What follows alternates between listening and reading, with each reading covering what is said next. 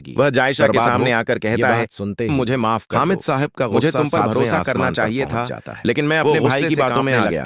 लेकिन जायशा खामोश रहती है आवाज में, क्योंकि उसके दिल पर लगे जख्म सिर्फ माफी से हमारे खानदान में कभी ऐसा नहीं हुआ। तभी कहानी एक लड़की की वजह कर देने वाला मोड़ लेती है।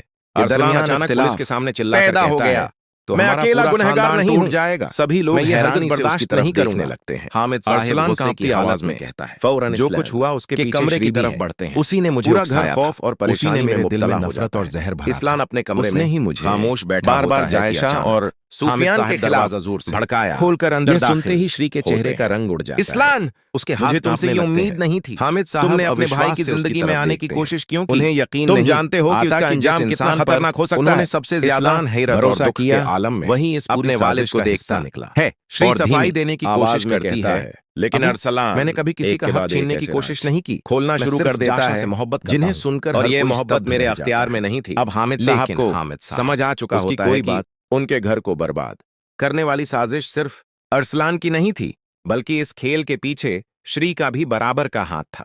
गुस्से और दुख से कांपते हुए हामिद साहब कहते हैं, आज तुम दोनों ने मुझे शर्मिंदा कर दिया।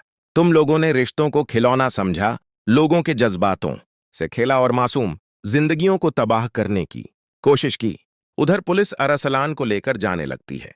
जाते जाते वह एक बार पीछे मुड़कर अपने परिवार को देखता है, लेकिन अब उसके लिए हर रिश्ता, हर भरोसा और हर सहारा हमेशा के लिए खत्म हो चुका होता है।